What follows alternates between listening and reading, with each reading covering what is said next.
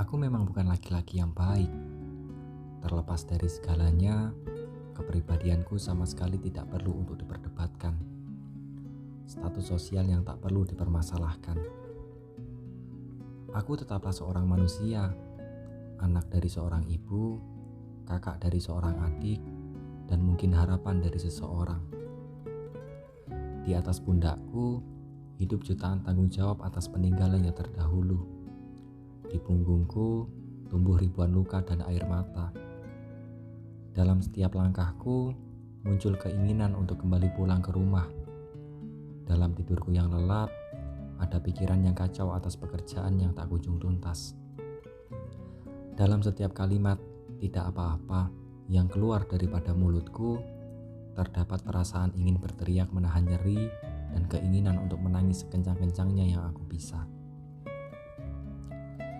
Batu itu bernama Jose, lahir 23 tahun silam pada bulan Desember di kota Surabaya. Aku lahir dari keluarga sederhana, namun memiliki cerita kehidupan yang luar biasa. Ayahku seorang karyawan swasta, dan ibuku adalah seorang ibu rumah tangga. Aku adalah anak pertama dan seorang adik dari 3 bersaudara. Aku adalah seseorang yang suka pelangi, kopi, bau buku, dan senja. Sejauh ini hobiku adalah voli dan berpetualang di alam. Aku adalah seperti apa yang kau lihat. Seorang lelaki yang mungkin tidak punya keunggulan sama sekali. Tidak ada sesuatu yang benar-benar bisa aku banggakan. Tapi walaupun demikian, aku bersyukur Tuhan masih memberiku hidup hingga detik ini. Dan ternyata di berbagai kesempatan aku bisa diandalkan. Ternyata memang benar, Tuhan memberikan setiap insan kelebihan dan kekurangan. Aku lebih dalam hal kemandirian. Soal kekurangan, aku orangnya suka gak enakan. Itu sebabnya ketika di kelas jikalau engkau memperhatikan, kata maaflah yang sering kuucapkan. Karena memang aku paling takut kalau tindakan dan ucapanku ada yang kurang berkenan. Tapi efeknya malah sering dimanfaatkan. Jadi baik itu emang baik, tapi kalau terlalu baik, jadinya malah gak baik ya.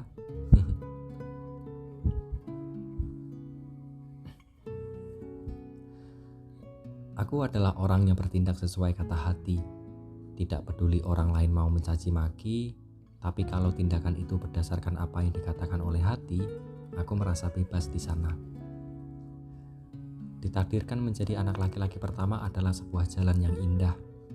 Aku bersyukur sejauh ini karena telah melewati serangkaian proses yang tidaklah mudah. Menjadi anak yang paling dibutuhkan, menjadi contoh bagi adik-adik yang tengah berproses. Dari dulu sampai sekarang, aku selalu berprinsip bahwa keluargaku tidak boleh mendengar kabar aku sakit, apalagi menderita. Maka, sehancur apapun aku akan berusaha untuk tetap berdiri dan menyembuhkan diriku sendiri. Aku tidak ingin terlalu terbuka kepada ayahku, karena aku tahu beban yang beliau pikul sudah cukup membenamkan tulang dan pikirannya. Sekiranya aku masih mampu, tidak masalah. Ombak sebesar gunung pun akan kulewati. Selama ini aku berusaha untuk menjadi seorang yang tenang dan diam saat ada masalah. Aku selalu diam perihal banyaknya masalah yang datang. Aku berusaha untuk tidak menjadi manusia yang berisik, yang membebani orang lain. Setiap luka, setiap duka, dan setiap masalah yang lainnya, aku selalu berusaha untuk menerima semuanya tanpa menyuarakan apapun. Karena bagiku, hidup adalah tentang bagaimana kita bisa menerima dan mengikhlaskan tanpa melibatkan orang lain. Aku sengaja membiarkan beberapa orang berpikir keliru. Aku diam sebenarnya bukan karena aku takut atau tidak berdaya, melainkan hasil dari pengendalian diri. Aku ingat bagaimana aku dibicarakan. Aku memahami dengan baik bagaimana aku diperlakukan. Namun, tidak banyak yang tahu bahwa lebih sulit tidak membalas daripada membalas, lebih tangguh tidak goyah daripada terpancing amarah. Tapi ternyata aku salah. Selama diam pun aku tidak menemukan tenang. Justru aku malah tertekan. Dari semua yang sudah aku lalui, ternyata aku juga manusia biasa yang ingin berteriak kencang. Aku menyadari aku juga butuh pelukan dari seseorang untuk meringankan sedikit masalah yang datang. Aku manusia yang butuh bahu untuk bersandar, untuk meringankan sedikit berisik di dalam pikiran. Sampai detik ini, aku belum menemukan seseorang yang benar-benar bisa aku ajak untuk bertukar pikiran. Entah kapan ia akan datang.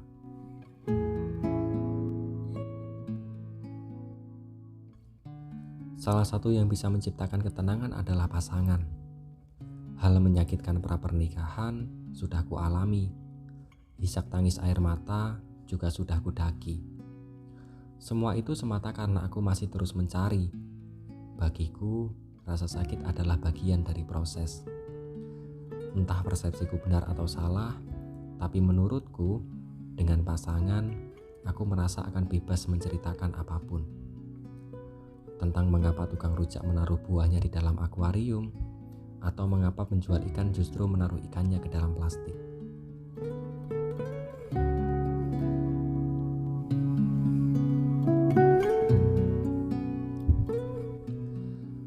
Aku berhasil menyelesaikan kuliah pada tahun 2021. Tapi sayang, wisuda bisa dilaksanakan pada tahun selanjutnya karena virus corona. Kalau kebanyakan dari mereka merayakan gelar sarjana dengan keluarga, aku sebaliknya. Keluargaku tidak ada satupun yang datang. Bukan karena mereka tidak sayang atau aku yang tidak memberi kabar. Tidak, bukan itu. Justru karena aku sayang sama mereka. Aku tidak ingin mereka harus pergi jauh-jauh dari Kediri menuju tempatku. Mereka yang merawatku sudah renta. Naik sepeda motor pun tidak bisa. Sedang ayah masih berada di pulau nan jauh sana. Aku hanya ditemani oleh beberapa orang-orang dekatku. Bahkan untuk undangan wali, temanku yang menggantikan. Sungguh memilukan. Tapi ini kehidupan. Tidak semua yang kita inginkan dapat kita wujudkan. Harus ada yang bertahan dan harus ada yang dikorbankan. Selain pulang dengan membawa gelar sarjana, banyak hal-hal menarik dan istimewa yang berhasil aku dapatkan. Pengalaman yang berharga lewat orang-orang yang luar biasa. Aku beruntung bisa menjadi salah satu seorang yang mempunyai kesempatan untuk menjadi mahasiswa. Aku juga beruntung bisa bertemu orang-orang hebat seperti mereka. Selepas lulus dari bangku kuliah, aku berencana untuk masuk ke dunia pendidikan untuk menjadi pengajar. Karena aku merasa kemampuanku cocok di sana. Selain itu, jurusan yang aku ambil sewaktu kuliah juga pendidikan.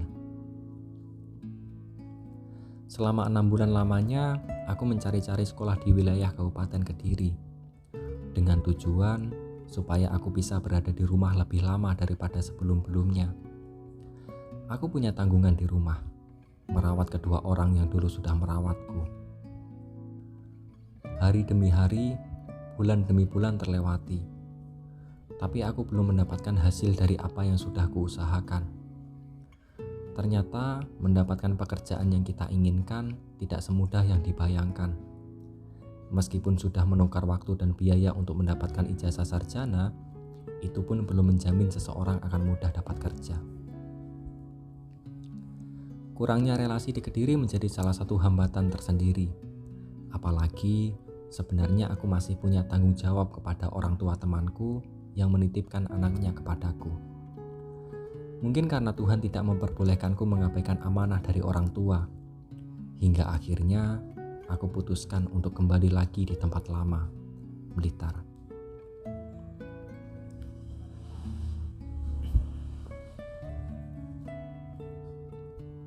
Sebelum kembali ke Blitar, aku mencari informasi terkait pekerjaan yang sesuai dengan jurusanku. Membuka media sosial, kemudian bertemu dengan salah satu postingan terkait adanya perekrutan guru baru di salah satu sekolah berbasis pondok pesantren.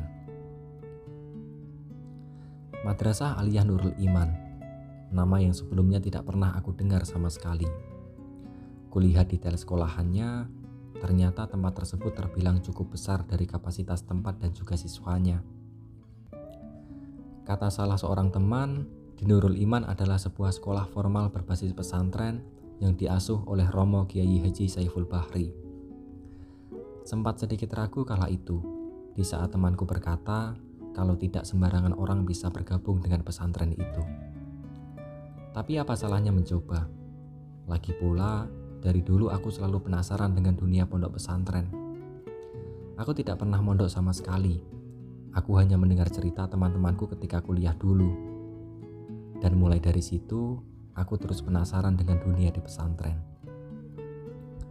Seminggu selepas aku mengirimkan lamaran kerja ke Nurul Iman, aku mendapatkan panggilan untuk melaksanakan interview dan praktik mengajar di sana. Tes yang diadakan pun juga beragam.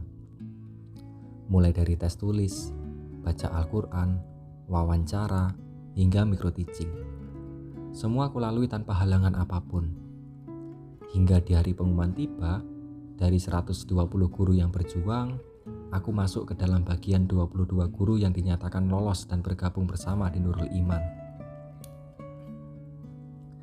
Atas izin dari ayah, aku memutuskan untuk mengambil kesempatan itu. Meskipun harus mengorbankan waktu bersama keluarga, tapi aku mencoba meyakinkan dalam hati bahwa semuanya akan membaik dan baik-baik saja.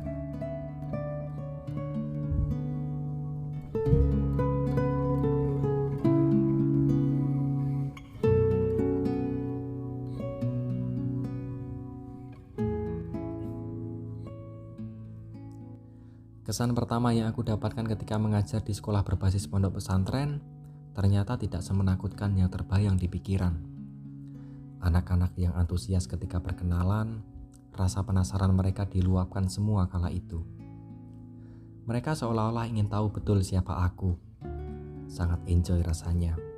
Ternyata semengasihkan ini menjadi seorang guru.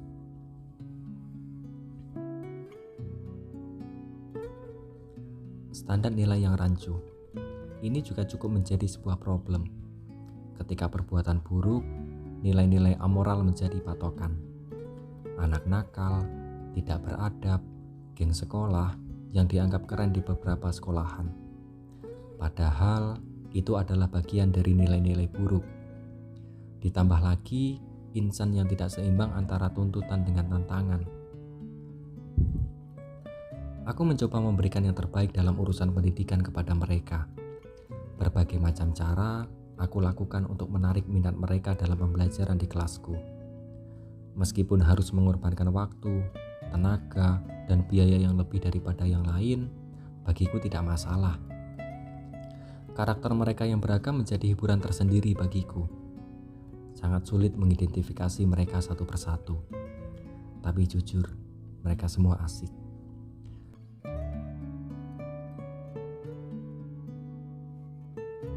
Aku suka semua hal yang berhubungan dengan mereka. Etika yang luar biasa ala pondok pesantren menjadi daya tarik tersendiri bagiku. Perlahan-lahan, sedikit tapi pasti, aku mulai mengenal mereka. Suasana kelas putra bak kapal perang yang berbanding terbalik dengan kelas putri bak istana. Kalau di kelas putra, berdandan ala penjajah, sedang di kelas putri, anggun gulita bak ratu di istana. Banyak sekali tuan putri di madrasah ini, apalagi untuk kelas atasnya. Hampir setiap kelas ada seseorang yang bisa membuatku berdetak kagum karena parasnya. Sesuatu hal yang wajar bagi laki-laki dikala melihat seorang dengan paras yang menggoda. Aku hanya kagum terhadap sebagian kecil dari mereka, dan rasa kagum itu perlahan memudar, kalah dengan fungsi dan tugasku di Nurul Iman. Aku membatasi diri dari segala sesuatu, apalagi terkait pandangan dan juga sikapku. Akhirnya, aku berhasil melepaskan kekaguman akibat paras dan menggantinya dengan kekaguman karena sikap dan ilmu agama yang mereka miliki. Sebagai makhluk yang lebih mengandalkan logika daripada perasaan, aku jadi punya kemampuan kontrol diri. Hanya saja, ada sesuatu yang masih mengganjal sampai saat ini. Entah karena apa, aku masih bisa belum melepaskan kekagumanku terhadap salah seorang siswi. Dari banyaknya orang yang kukagumi sebelumnya, aku mampu dan bisa untuk mengganti kekaguman itu dengan sesuatu yang seharusnya. Tapi entah kenapa, untuk yang satu ini, sampai saat ini aku masih belum bisa. Atas dasar kekaguman yang berkepanjangan itulah, aku sering menuliskannya dalam sebuah prosa. Kemudian, aku mengemasnya menjadi bacaan yang lebih menarik dan berharap suatu saat ia akan membacanya. Akan aku ceritakan semua hal yang ada dalam kepala, dari sudut pandangku tentunya. Aku hanya ingin kau tahu, engkau begitu istimewa di mataku.